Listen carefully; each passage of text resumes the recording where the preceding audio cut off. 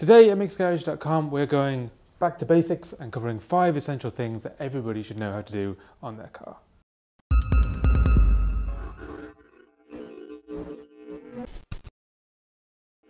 So to kick things off, let's take a look at this engine bay. Can you identify where you top up your engine oil, where you check your engine oil level, where you check your coolant, and where you top up your windscreen washers? If the answer is no to any of these questions, then this video is for you. First up, let's check your engine oil. It's absolutely vitally important that you check your engine oil regularly and it's always topped up.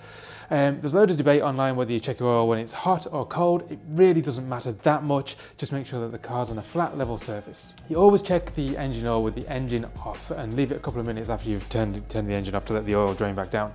You're looking under the engine bay for the dipstick. It's usually brightly coloured, orange, yellow or red. You're going to need a rag, so pull the dipstick out, wipe it down, put it back in, make sure it pushes all the way down, and then take it out again, and then you can take your reading. The oil level needs to be between the minimum and maximum marks on the dipstick. Now when it comes to topping up your engine oil, you're looking for the oil filler cap, and that's usually on the top of the rocker cover, fairly accessible right at the top of the engine. The 2 most important things when topping up your oil are to make sure you use the right type for your car. Not all oils are the same. And the other thing is not to overfill it. So to get the right oil, you can either look at your owner's manual in the handbook, it should tell you what you need there, or else put your reg number into the website MicksGarage.com and select the engine oils department and it will show you what oils will suit your car. When you're topping up your engine oil, just do a little bit at a time and keep checking it on the dipstick to make sure that you don't overfill it, because overfilling it can cause damage to the catalytic converter or DPF. Next, we'll move on to coolant. Coolant is what keeps your engine from overheating.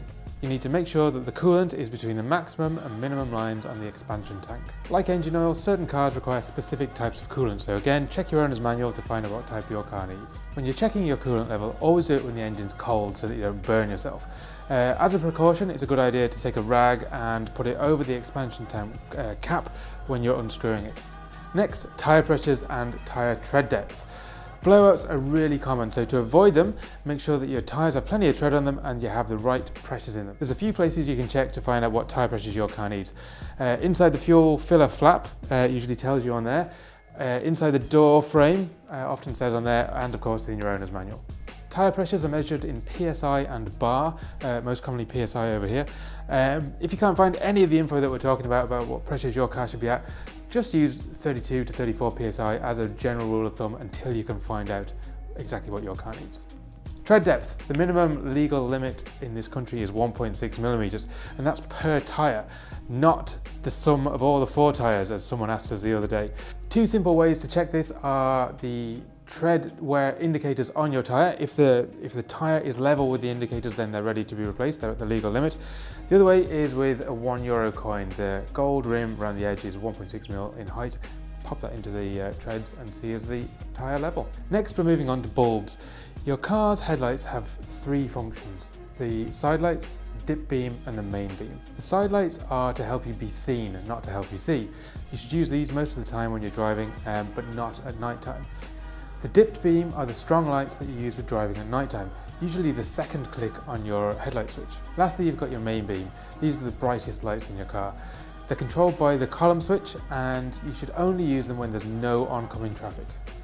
Last but by no means least is your washer fluid bottle. You should fill this up with a decent Screenwash because that has antifreeze properties in it as well, which stops it from freezing in winter. It also helps to get rid of any bugs and kind of helps getting rid of all the muck on your windscreen. So that wraps it up for today. Hopefully you found some of that useful. Don't forget you can check us out on Facebook, Twitter, Instagram and Snapchat. Don't forget to subscribe to our channel here on YouTube and thank you very much for watching.